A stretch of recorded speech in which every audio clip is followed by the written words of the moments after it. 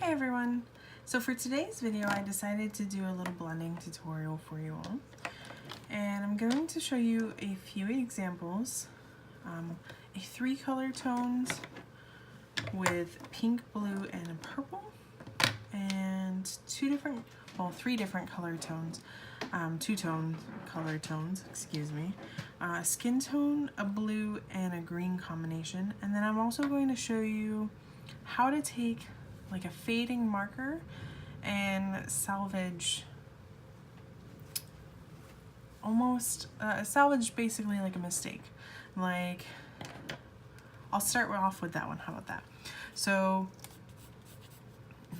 say you're going to draw like a t-shirt, or even, for example, let's do like a sheer t-shirt, and your whole thought is you want this sheer look. And I'm showing you this example because this is what happened to me.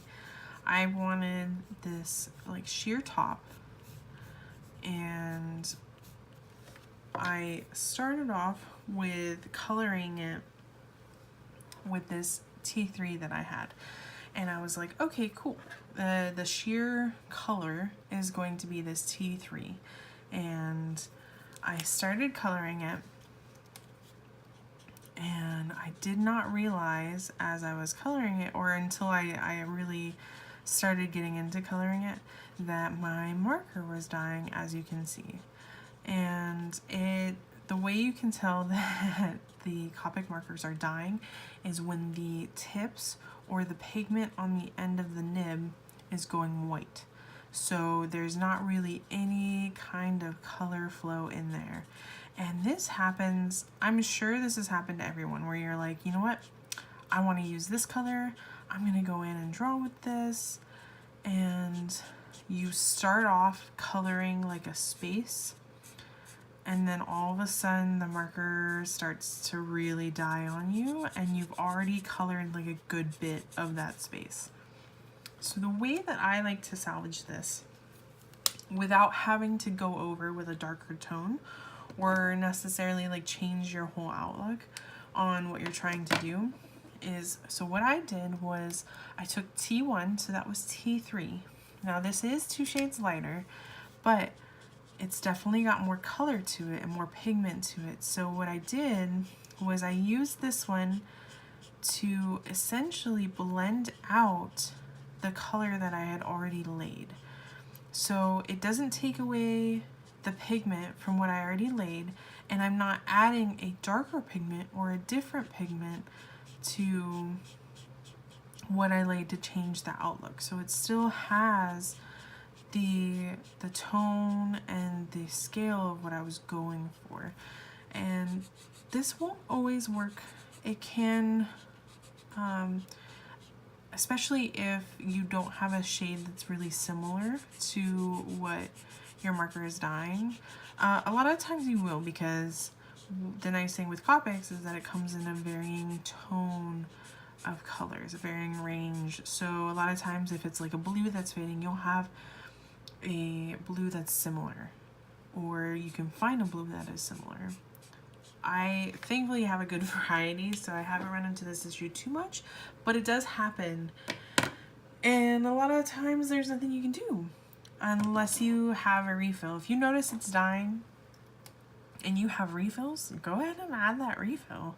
You know, unfortunately I don't have that many refills. I have like refills for skin tones, and that's it.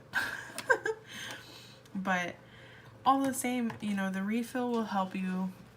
But if you want a little hack, take that tone that you were using, take a tone that's a little lighter, and just use it to blend. So you're not adding pigment and you're not losing pigment. You're just kind of spreading the pigment that you already have. Now for the next one, I'm going to show you a 3-toned gradient, and it's going to look more so like a 2-tone gradient, and that's kind of the whole purpose. But I am using 3 different colors, and the colors that I am using for this example, and you can use really any kind of colors that you want, It just depends on how you want to blend them. But this is B01 or Mint Blue, RV21 Light Pink, and BV00 Mauve Shadow. Now, the way I tend to like to do it when I'm doing a gradient like this is I'll start off with like the blue tone, because I don't know, I find it's easier for me to blend into the blue rather than into like the pink color. And it might not make a difference to you. It might be easier for you to start with the pink and visualize it into the blue. And so as you can see, I laid the blue and the pink tone, and I'm keeping those colors in hand because I'm going to be wanting to switch those out so that I can blend quickly. And I'm just adding that purple right into the center. And now what I'm going to do is I'm actually going to blend through. So I'm going to pull that blue into the purple and go all the way to the pink side. And then I'm going to take the pink and I'm going to do the same thing. I'm going to blend the pink into the purple and down into the blue side. And you really start to see that tone come together and the gradient come together. And I'm going to add just a little more purple, but I'm going to do some lighter strokes here to where it's more of a fade, just into the pink, because it wasn't quite as blended as I'd like to have it. And then I'm going to go back to the pink and I'm going to blend it a little bit more and get that fade just a little bit more. And as you can see, I got a nice gradient of those three colors.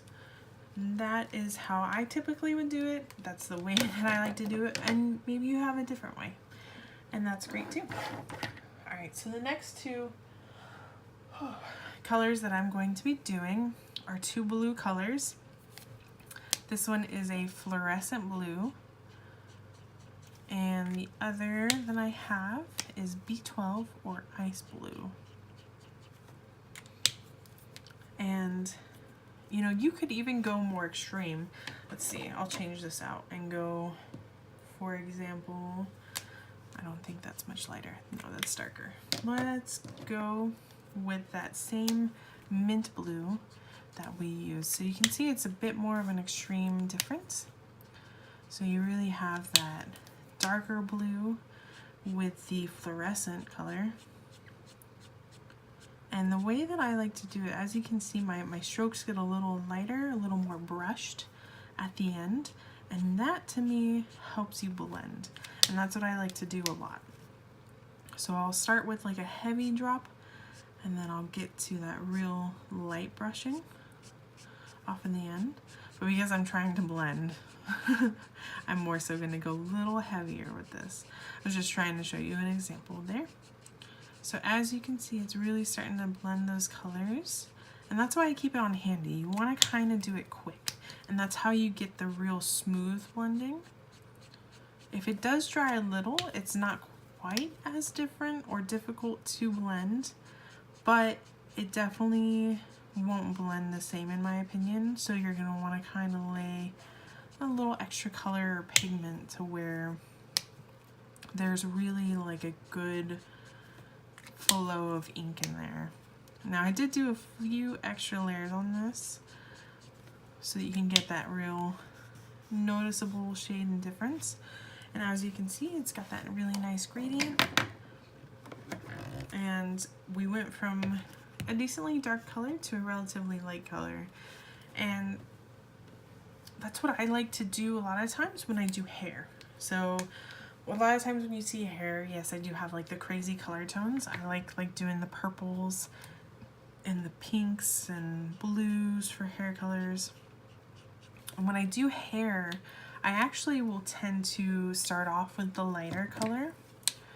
I'll lay down the light color, like say these are bangs, and I'll lay down my nice layer, and then I'll come with the darker tone, actually right on top, and I'll lightly lay it where I want to. And again, I have my marker on hand so that I can instantly switch over and get a really nice blend going on.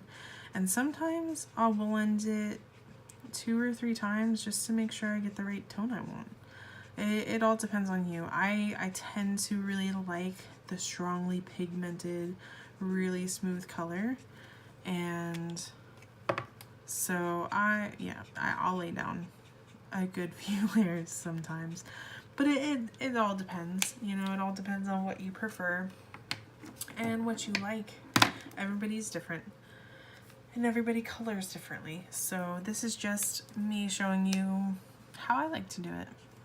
Now these next 2 tones are green tones that I like to use a lot because they're more of like almost like a dull green or a neutral green colored, if that makes sense. Like it's not necessarily like a grassy or a pine colored green.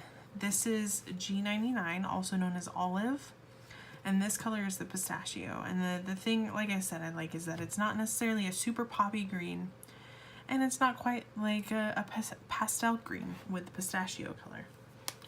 And you can do this in 2 different ways. You can lay down the light color first and lay a base of that light color and then do your darker tones. And you can see it already kind of blends when you're putting it down, especially if your page is still wet. And then you just blend it in. Or you can do like I've showed you, where you can lay down the tone, get that real light brush stroke near the end, lay your other tone, and really start to blend it.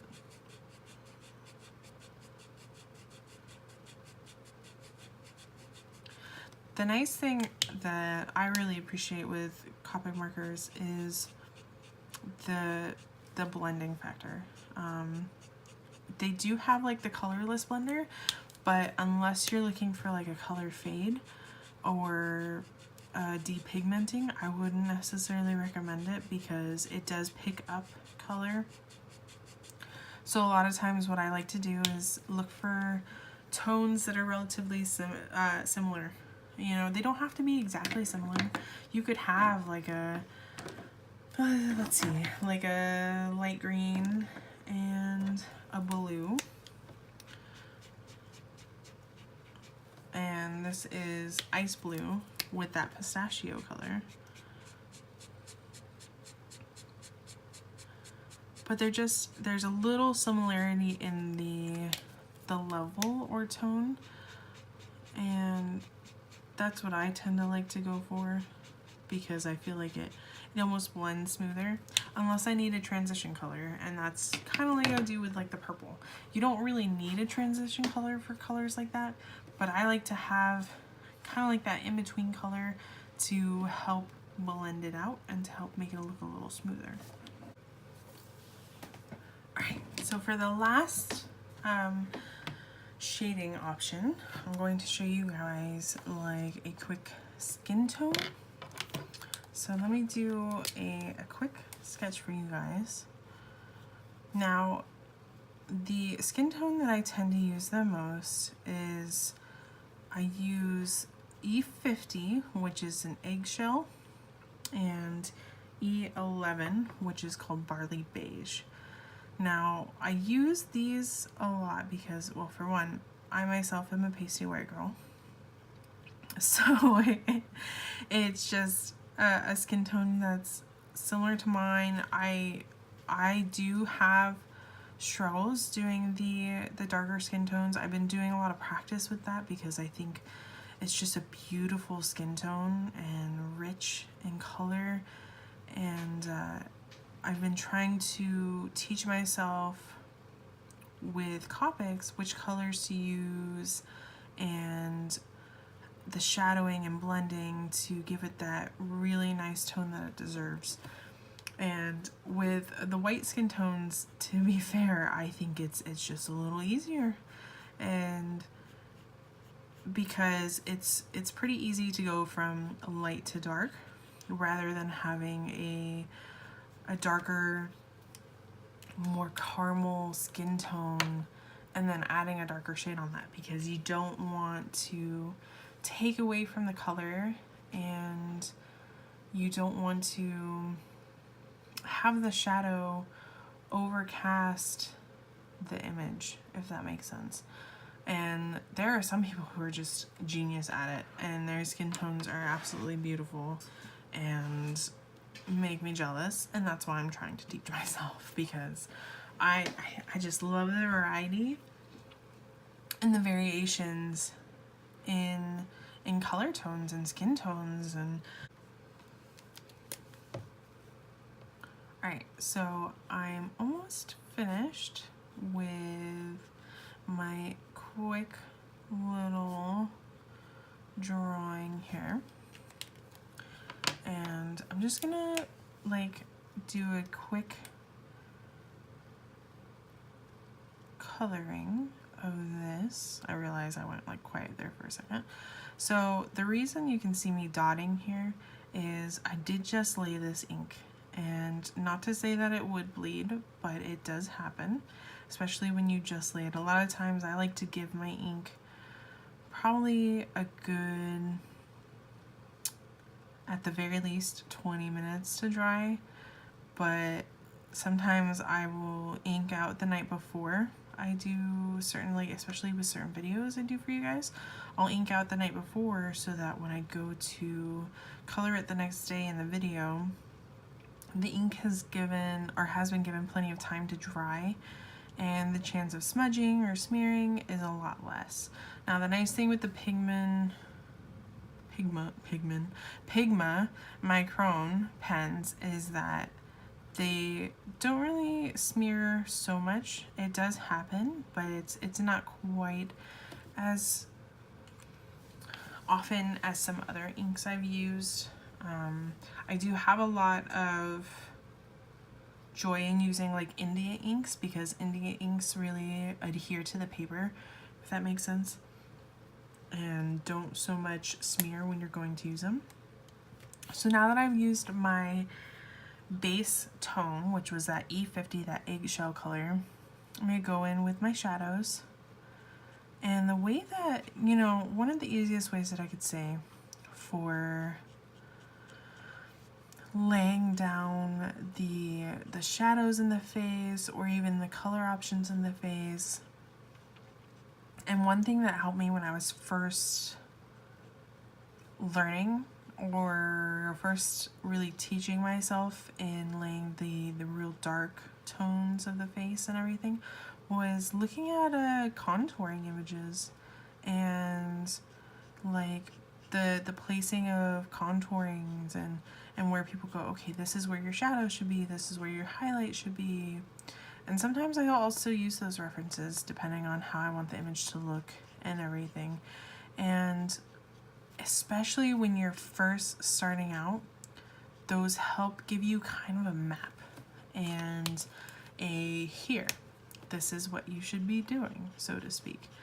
And it's kind of, I know it seems kind of silly, but especially for men who are looking to do blending and everything, but you know, looking up a woman's contouring, especially if you're drawing ladies, or even sometimes for men, you know, if you're drawing men and you're like, I'm not sure where to put the shadow on this, obviously picture reference is always going to be great to use.